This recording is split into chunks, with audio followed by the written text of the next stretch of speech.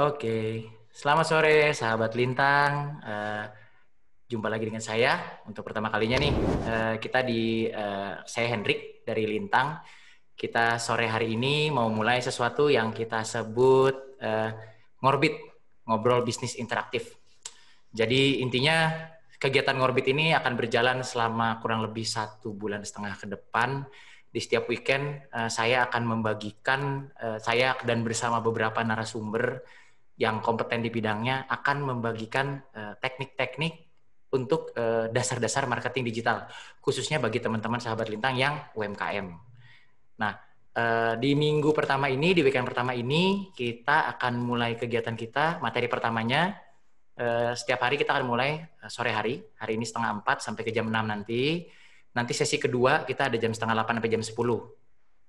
Nah, di sesi pertama ini kita akan belajar membuat desain kemasan produk yang menarik, dan kita juga akan membahas, nanti malam kita akan ngebahas membuat konten infografis untuk penjualan. Gitu. Kenapa sih sebetulnya kalau kita bahas kenapa sih beberapa hal, dan khususnya branding dan digital marketing ini kenapa penting banget?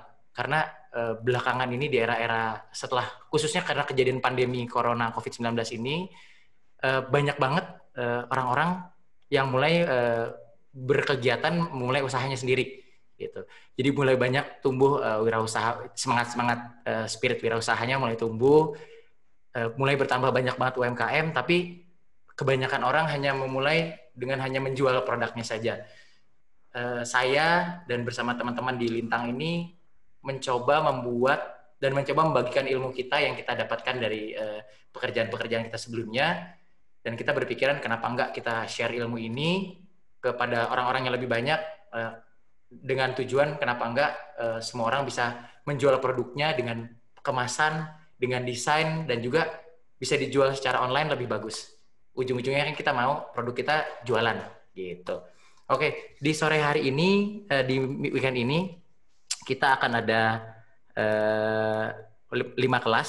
Kelas pertama sore ini membuat desain kemasan produk yang menarik ini akan dimulai, narasumbernya adalah Ibu Dwi Agnes Natalia Bangun. Bu Agnes ini adalah pengajar prodi desain grafis jurusan Teknik Grafika Penerbitan Politeknik Negeri Jakarta. Oke, selamat sore Bu Agnes. Sudah gabung ya? Oke. Selamat sore Bu Agnes. Selamat sore. Iya. Oke, Bu Agnes ini udah lumayan banyak nih yang gabung, dan kita mungkin ngobrol-ngobrol dulu sedikit. Bu, ngajar apa Bu di Poltek Jakarta, Bu? Politeknik Jakarta? Kalau di Poltek, saya ngajarnya di program studi desain grafis. Untuk mata kuliahnya, saya ngajar studio desain grafis. Juga ngajar portofolio, desain eksperimental. Intinya yang desain lah, karena kan saya ya di desain gitu. Oke, mau nanya dikit Bu, kalau menurut Ibu, kenapa sih kebutuhan desain grafis tuh, kan orang ada banyak yang awam ya, tapi kenapa sih kok belakangan ini jadi penting banget gitu Bu kira-kira? Karena kan pada akhirnya kalau misalnya kita bicara tentang pemasaran, desain grafis ini perlu karena tentunya kan pasti banyak pesaing gitu, sehingga desain grafis ini dapat digunakan agar dia bisa berbeda dari pesaingnya, dia menambah nilai jual juga, sehingga pastinya akan lebih banyak income-nya. Kira-kira gitu. Oke, kalau gitu. Udah mau siap nih Bu, kayaknya udah pada nggak sabar mau nunggu. Boleh dimulai, silakan. Oke, silakan Bu Agnes. Oke, saya share screen.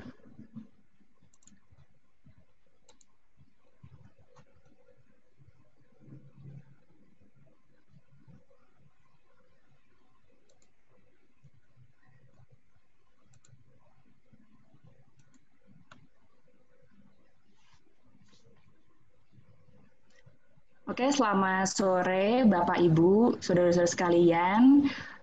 Hari ini untuk sesi pertama akan saya bawa materinya yaitu tentang membuat desain kemasan yang menarik.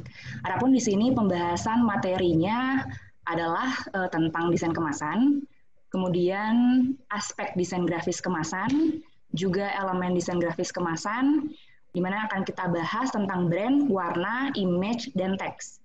Kemudian yang terakhir yaitu layout desain grafis kemasan. Nanti juga akan kita buat coba mempraktekkan bagaimana membuat desain kemasan dengan menggunakan tool Canva. Jadi di sini untuk desain kemasan, kalau menurut Klimczuk dan Krasovic, di sini adalah hubungan bentuk, struktur, bahan, warna, citra, tipografi, dan informasi dengan elemen desain tambahan untuk membuat suatu produk yang cocok untuk pemasaran. Masing-masing mungkin Bapak Ibu sekalian sudah punya kemasan ya untuk produknya. Nah di sini dengan adanya desain kemasan, akhirnya akan membuat nilai dan fungsi produk Bapak dan Ibu akan lebih meningkat gitu. Jadi desain kemasan sendiri, kalau misalkan di sini dikatakan ya hubungan bentuk. Jadi kalau ngomongin bentuk kemasannya, kemudian kalau struktur ngomongin bagaimana sih mungkin kunciannya atau bagaimana ketika dibuka, ditutup, bahan bicara tentang material, warna, kemudian citra berbicara tentang gambarnya, image-nya. Kalau tipografi itu huruf, jadi bagaimana penataan hurufnya. Kemudian informasi, jadi dalam kemasan itu informasi apa saja yang ingin disampaikan dengan elemen desain grafis tambahan, di mana agar produknya ini cocok untuk pemasaran. Harapan kami sih di sini bahkan produk Bapak Ibu juga bisa sampai ekspor gitu ya. Nah, untuk materi hari ini kita fokus pada desain grafis kemasan. Jadi di sini fokusnya adalah bagaimana Bapak Ibu sekalian ini akan memahami surface-nya, tampilan visualnya gitu. Jadi bagaimana nanti dekorasinya itu dibuat, seperti apa sih yang menarik, seperti apa sih yang membuat produk itu menjadi lebih baik dari sisi visual ya, sehingga kalau dipajang di rak orang tertarik melihat. Ketika dipajang di rak, dia akan berbeda dengan pesaingnya. Kira-kira seperti itu. Kalau menurut Wahyudi dan Satriono, desain grafis itu berfokus pada bagaimana setelah struktur kemasannya itu dibuat, kemudian didekorasi nih dengan elemen desain, seperti brand, ilustrasi, teks yang diatur sesuai prioritas. Gitu, sehingga ketika orang lihat, dia tahu kemana dulu melihatnya. Gitu. Jadi, kemasan itu bisa berbicara kepada konsumen dengan baik. Gitu, dan dengan didesain dengan prinsip desain grafis sehingga kemasan itu menjadi komunikatif dan menarik. Ketika Bapak Ibu sekalian sudah punya strukturnya, maka tahap berikutnya adalah bagaimana mendesain tampilannya, grafisnya, looks-nya, visualnya. Nah, untuk kemasan sendiri pastinya kan sudah paham bahwa fungsinya itu pasti untuk menjadi wadah, pasti untuk sebagai melindungi isinya, sebagai wadah untuk membawa produknya. Nah, tapi untuk desain grafis kemasan, di sini fungsinya adalah sebagai promosi. Ya, tampilannya, visualnya itu dia menjadi promosi. Karena sekarang itu kemasan dapat menjual dirinya sendiri. Dari mana? Dari tampilannya. Sehingga secara tidak langsung dikatakan wajah kemasan, wajah ini dalam arti desain grafisnya ya, dapat menjual dirinya sendiri. Dia menjadi iklan, dia berkomunikasi dengan konsumen saat didisplay di etalase. Gitu. Kemudian sebagai daya tarik, ketika konsumen lewat, dengan adanya desain grafis yang baik, yang menarik, orang akan menoleh. Kemudian ketika dia menoleh, dia akan ingin memegang dan mungkin membaca, pada akhirnya mungkin timbul keinginan untuk membeli. Sehingga penting desain grafis sebagai daya tarik. Gitu ya. Jadi padanan elemen visual yang tepat dapat menciptakan daya tarik yang luar biasa. Nah, di sini dikatakan yang tepat. Maka seperti apa nih padanan elemen visual yang tepat? Karena punya desain grafis kemasan saja mungkin tidak cukup, tapi bagaimana yang tepat? Nah, hari ini akan dibahas seperti apa saja elemen visual yang pas. Kemudian sebagai identitas. Jadi dengan desain grafis kemasan, dia akan membantu konsumen untuk mengenali produk.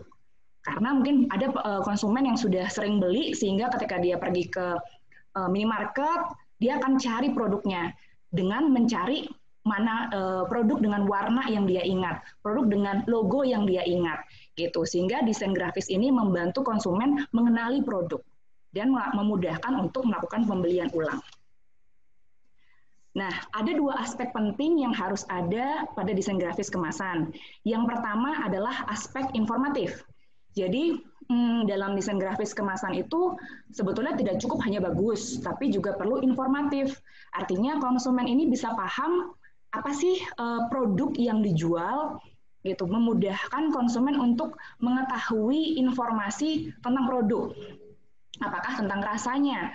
Ini rasa coklat kah atau rasa vanila? Bagaimana cara pakainya? Bagaimana cara mengkonsumsinya? Petunjuk penggunaan atau apa sih manfaatnya gitu ya. Kemudian kandungan gizi, informasi nilai gizi, bahkan mungkin informasi halal atau tidaknya. Nah, di sini dengan adanya informasi-informasi seperti ini akan memudahkan konsumen untuk mengetahui produk tersebut gitu, sehingga perlu ada aspek informatif dalam desain grafis kemasan.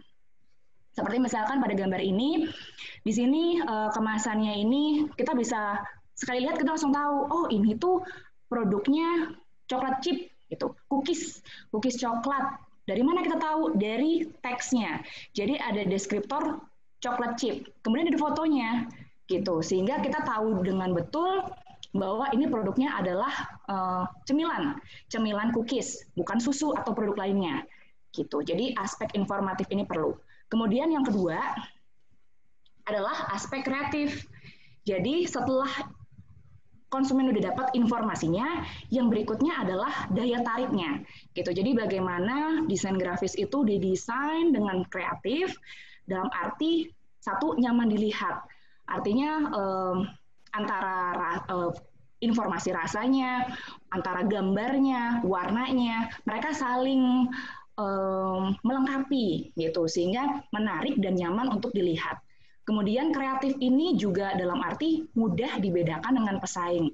Karena produk kita, produk Bapak Ibu bisa jadi udah banyak di pasaran. Sehingga bagaimana cara bersaingnya? Selain dari kualitas produk, juga dari kemasan. Sehingga daya tarik di sini adalah dalam arti supaya mudah dibedakan dengan pesaing.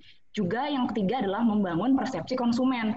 Ketika melihat produk yang didesain dengan baik, dibandingkan dengan produk yang mungkin bahkan nggak ada nama brandnya atau kurang didesain dengan baik, maka konsumen akan lebih percaya dengan produk yang dikemas dengan lebih baik gitu. Sehingga di sini perlu ada desain grafis kemasan yang menarik, informatif, kreatif di sini agar persepsi konsumen terhadap produknya baik. Dia menjadi lebih percaya, dia menjadi menganggap oh ini produknya berkualitas